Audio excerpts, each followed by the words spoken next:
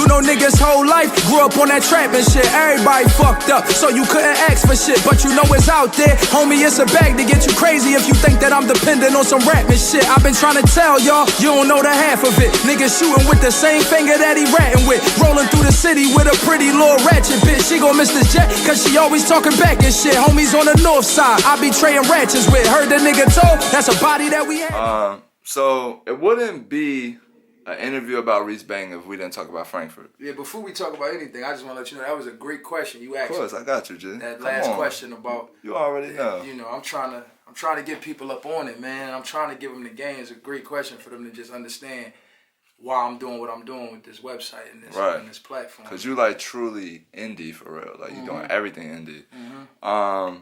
Let's talk about the Frankford days though. The beginning of Reese Bangem, where everything started. I want to say where the pure hustle came from, cause I can only imagine your Frankford days and what you was doing, and it really took pure hustle to get through what you was going through. So let's talk about it. Can't talk about everything. Of course, not everything, but just like what made Reese Bangem, like the stories you tell inside of your music. I was living in Frankfurt. I moved down to Frankfurt. I was a kid. We was living in there like we was on Tacawana at 6, 7 years old, first grade shit.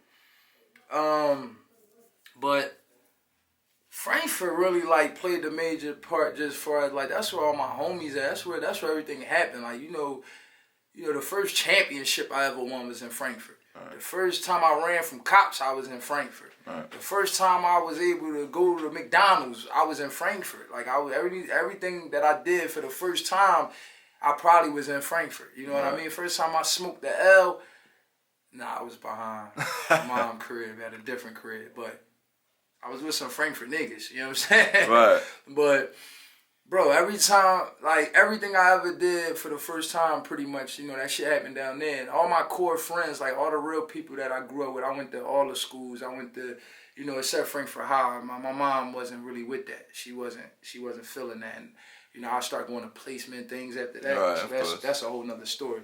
But Frankfurt Mode does, man. Pure Hustle, if I explain where we got Pure Hustle from, that's a whole nother story, bro. Right. That's probably another 20-minute segment you had to add to this shit. Because it's a real live story behind it. But it's just, Frankfurt is just, you know, a poverty neighborhood in Philadelphia. It's just like, ain't no different from Camden. Right. You know what I mean? I've been over there. I see the houses and how shit set up. It's just like that in Frankfurt, man. It's just, you know, you got to survive. It's a survival of the fittest. It really ain't where people helping people. It ain't really where the rich is helping the richest. It ain't like that. It's Frankfurt. It's a poverty neighborhood. It's where you see the shit that as a youngin' coming up, you ain't really supposed to be seeing. So it just start causing the shit that they medicate other people for. And they call it PTSD, you know what I mean? But we see this shit happening every day where we from. Right. You know what I mean? We at war every day in Frankfurt. Shit is going down. Niggas is just going to war over blocks and out of country. You know what I mean? But that's really... And it was happening when we niggas was kids playing basketball. You couldn't walk down Frankfurt without getting robbed, and we wasn't the ones doing the robbing. We was playing basketball. So it just been like that. It been like that in my hood. It been like that. It's not nothing new. It ain't nothing. All this shit I'm rapping about been going on. Right. You feel what I'm saying? When I was walking to the park playing ball, we used to hear stories of niggas that got robbed. So we wasn't even doing the robbing. We wasn't doing it. We was still going to the pile in the Salvation Army. And you couldn't walk. Those were some of the baddest times in Frankfurt. Right. 2007 and all that shit when niggas was just coming off the steps. It was bad. It was like, it was real down there and it was just real life. Real life is real life. And man, I don't come from no crazy ass family where my heat wasn't on or my lights wasn't on. Or my motherfucking sneaks had holes in them and all that. I don't come from no shit like that. My motherfucking grandma worked a good job and I was taken care of when I was staying with her. Whenever I went with my mom and my mom was cool and she was doing her thing, I was good, bro. My Aunt Lon, shout out to them 3 women. Teresa, Lisa, and Yolanda. They the ones that raised me, man. And they took real good pride in making sure me and anybody that was in that household was good. So if I'm coming up here and I'm rapping about not having nothing, I be fucking lying. Because any nigga that know me know I came to school every day with Jordans on. Right. But it ain't about what I had in the household. This is where I was from. Right. The environment I was in, everybody else hustled. Everybody else trapped. Everybody else did things that you just forced to do because now it's survival.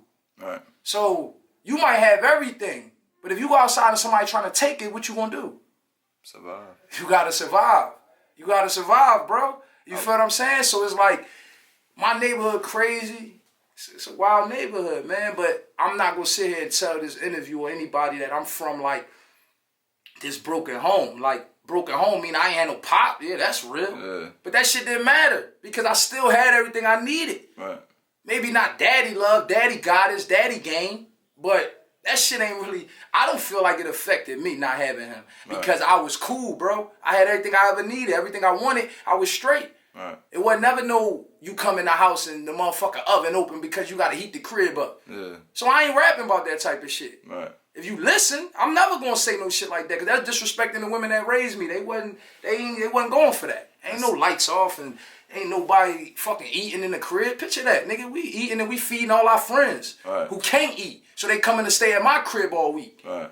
I was just about to say, inside of one of your raps, you mentioned buying the same blocks that you was out there and making it hot on. That's not verbatim, but that's basically what you was trying to say. Exactly. What do you want to leave behind inside of Frankford besides music that comes from you?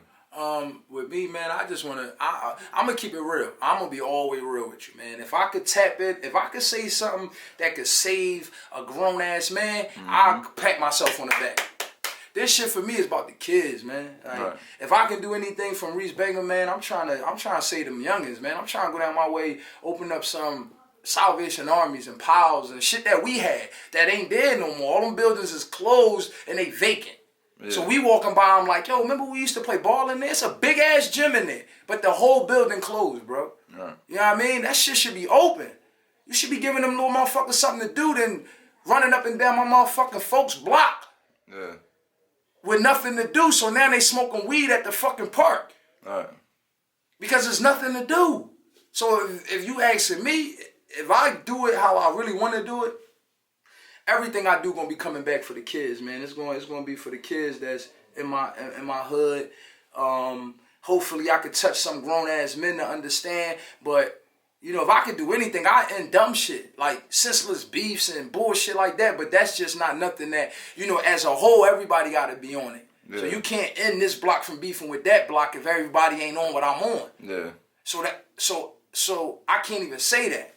But realistically, I know that I could fuck around and get to a level where I might could get some shit passed and I could open up this for the kids and I can give back. And I got 5 myself. Yeah. So kids is major to me. Like saving the youth and making sure that the next young boy that's coming up don't think that he gotta sell crack to survive. Right. Or he gotta shoot people to be cool. Right. You know what I mean?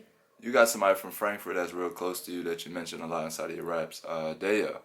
Can you explain the relationship? World, man. Like what happened? Like just for us to understand more of Reese Bangem and your world, of course.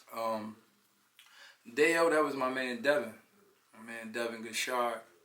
Probably one of the realest homies I ever had. Close friend. Always riding. Always loyal. I mean, never lied to me about no bull, nothing. You know what I'm saying? He was a real one. He was a real one. You know, they say the good die young. He was a good soul. You know what I mean? Give you the shirt off his back if he love you. Yeah. You know what I mean? And knock your head off your shoulders if it's a problem. You feel me? And you had to understand him to understand that. Because you might look at him like somebody that's just give you his shirt off his back because you don't know nothing about that other side. Yeah. And you might look at somebody like, yo, he just be on some bullshit because you don't know about the good side. So you had to really know my man. You feel what I'm saying? Like, he was a good dude, but he was from my block. He's from one rack from down Frankford. And, you know, that's family, man. That's a hard situation for me because it's just hard to find. He's supposed to be here. Like, if he was living, he'd be sitting right here, I promise you. Yeah. You know what I mean? And my other homie that just called me, the only reason why he ain't here because he called me back a little late. That's my man Fly. But I came home from jail in like 2013, and this whole like rapping shit from 2013, I was rapping for a long time, like my whole life. But I'm gonna say from 2013 on, what sparked the brain with that was Dev and my man Fly. I mean, Fly's still living. That's my dog, and I'm always give him that because I wasn't really on no rap shit. I wasn't. I was already like, the game done changed. They not really on what I'm on. I could rap my ass off, but I'm never gonna make it if I gotta do that. Like I gotta put a purse on. I'm not. There's no point for me to rap. Or I gotta dye my shit. Right. I'm never gonna make it. So you feel me? So I just gave up. But then I'm on a block one day and I'm rapping, and you know, niggas is like, yo, bro, you got it. Like, we going hard. And it was Dev and Fly that was really adamant about it. That was like, yo, you going to the studio, and they booked me sessions. And, you know, Dev was my first show I ever did after 2013. Dev booked that show. It was a show for Coast to Coast. Okay.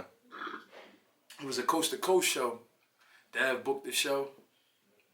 And we went out there and we rocked it. And I mean, my man he had a vision. He definitely had a vision that it took me a while to understand it, because shows and all that type of shit, he been on that. Like, yo, you gotta go do shows, you gotta move around. But it was like, the moment I started doing shows and moving around is when everything picked up. When I was just in the studio creating all them hours and then dropping it and putting freestyles out and all that, you would see views going up, but things wasn't really gravitating. It didn't gravitate until I went to Dior's show. Yeah. And I did that show and 30 people showed up. Yeah. And then it was like, Dior took that like, wow, who was that? And then she started talking, and now people at the radio. Then I'm getting a phone call from 103 like, yo, DJ Dior said some shit about you. Shout out to DJ Dior. I don't know what the fuck DJ Dior did, or what she said, or if she even meant to do what the fuck she did. But what she did was she went to that radio station and brought awareness to Reese Bangem, because she told somebody in there that was valuable about me. Yeah. And then I end up getting a contact, and then now next thing you know, I got my shit playing on the radio. So if you look at it for real, I'm gonna say like that was a Dior move, and she probably don't even know. Yeah. But that person that, when I went up there to talk to him at 103, Dior was DJing there up there at that time. She had a segment, and they mentioned her. Yeah. They said that she the one that came up there, was like, yo, I don't know who Reese Bangem is, but yo, the boy came to my show, he had it popping. He left, everybody left with him. Damn. You know what I mean? And then everything just started picking up a little bit more. Now I'm doing this show, I'm doing that show, I'm over here, I'm doing, and it just started getting crazy. And then I started understanding that, you gotta grind, man. And one thing about this movement, about the pure hustle way, when you say about the pure shit, like, it ain't no hating going on. I'm not running around hating on niggas. I ain't got no gimmick. I'm not running around like I do something where every 3 months, Reese punch a clerk, or Reese fucking, I got a gimmick. It's nothing. It's like, yo, you like the music or you don't. You like how I'm moving or you don't. Yeah. It ain't no gimmicks. It ain't no lies. It ain't no I'm on here putting out all this money. I'm showing my guns in the video. It's no nothing. If you come in the fuck with Reese and Pure Hustle, it's because you heard something, you see my aura, my real pureness, and you fucking with it. And that's Reese Bangem. And that's what it is. It ain't no, none of that gimmick type shit, And not to go off top, because the question was about my man. Yeah, so I know how So the question was about my man, and it just was, he the reason why I started doing shows. And I just, like, he wasn't alive when that shit happened with DJ Dior. Mm-hmm. So I just felt like that's just him working. Like, he always in good spirits around me, just like, yo, bro, you doing it, because what a lot of people don't know, my man, he was on a run at one point before everything unfolded with him. And when he was on probably every day, he used to call me. We used to talk for hours about shit.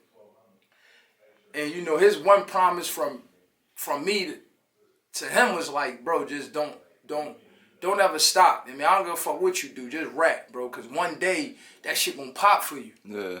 I don't give a fuck what happened with me, however this shit go, just promise me that you never gonna stop rapping. Yeah. And I'm like, I got you, bro. I'm going to make this shit happen. We gonna pop. I'm gonna take care of your family. I'm gonna do all type of shit I told him. You know what I mean? And then like days and weeks and months and years, happened. And then now we talking about this shit. And then boom, my man, shit happened and my man gone. And it's like, damn, I gotta keep going for my dog, because that's what I said I was gonna do. And there might be people that might not understand what's going on, or but my man always in my mind, and I'm always thinking about him, and I'm always riding for him. Like I said, man, when I was like, back before I was even thinking super independent, I was making music, and I said something in one of them raps, and I was like, if they offer, You know, I ain't signing a deal. You know, I'm doing it all for you. I mean, I ain't signing a deal unless they offer too. Yeah. You feel what I'm saying? And I meant that shit. So it's like, I mean, at the end of the day, bro, all this shit definitely day your world. All this shit definitely day your world for sure. It's definitely. I'm gonna sip on that one. This shit for you, bro. So that's the story of Reese Bangem, man. You came on Cutty TV today. That was love. Good interview. You gave us a whole bunch of content that people may not have known about you. You gave us a lot of information about the album, That's what I wanted about to do, Frankford, man. of course. You All know what of I mean? that. We gotta show love to the city. Gotta show love to Frankford, man. That's the hood. You know what's going on. I need you to give me one last piece of advice for somebody who's gonna watch this. Depending on what they doing. Somebody like an artist. You want advice to an artist. Yeah. It's gonna be bumps in the road, homie. Stay down. Be bumps in the road, stay down. And you can't do this shit by yourself. Like, a lot of these artists think that they just gonna come in this game, they gonna go to the studio, they gonna pay because they fucking got their own money, and they gonna make these records, and they just going, I got this movement, this the name of my movement, and I'm pushing. Yeah. Bro, you gotta have solid people around you. First of all, that's gonna support you, for one. Yeah. Because the only way coming from, you know, you up and coming artists, if you can't go do a show and 10 people gonna come out and rock with you, you tripping, bro. You tripping. You gotta go back to the drawing board. If you go do a showcase and you ain't got 10 motherfuckers in there rocking with you, you tripping, bro. Facts. You have to go get your support first. Right. You know what I mean? Go get your support, and that might be the people that's behind you. Right. That might be your brother that believe in you, your sister that believe in you, your man that's putting up money to that session, your other homie that's trying to help you with the. I mean, it might start with 7 people, Right. but you gotta define that first. Who is your support? And then once you define that, then you start saying, okay, I know I got my support system. These my 8 or 9 motherfuckers that I know I can call and say, yo, I want to post up posters in the city, and they coming. Right. They not even questioning because they believe in this shit I'm talking about. I'm talking to the artist. I'm looking at Cutty, but I'm talking to you. You get them people, right?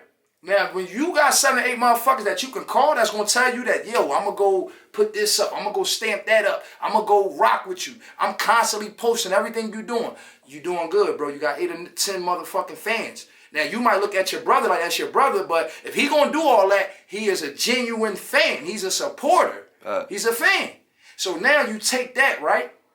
Now you got to move. So you got to find when Dior doing shows. You got to find if Cutty say, yo, I'm having a showcase for up-and-coming artists in Jersey. Or this, you got to find that shit so you could bring your fans, your 10 people to Cutty shit so he could and make it look like you got people out here rocking with you. You know what I mean? And that's just like a small thing, but just to wrap it up, yo, you have to stay down, grind, believe in yourself, man, and just get a team. Like, get a team, bro. Like, I don't care who it is. If your cousin want to help you do anything, like, you need to let that nigga help you. If you got your motherfucking homie that want to, you know what I mean, help you, you need to help. Like, don't think y'all niggas is just going to make up this shit and just start popping, man. And that's all I can say to anybody that's coming up. If you coming up, build your team, build your foundation, believe in it, stay consistent, man, and grind, bro. And that's what I'm doing right now. So go to purehustleent.com and stream that new Pure Hustle album that dropped. I mean, February 29th. It's a leap year. We jumping way ahead of the game this year, man. Stay down with me. Pure Hustle. You know what's going on, man. Shout out to Cutty TV. Thanks for having me. You know, we up from here. One more time, man. www.purehustleent.com. You feel me? Purehustleent.com. Go check that out. New album streaming all over, you know. And you might get hit with an ad near you.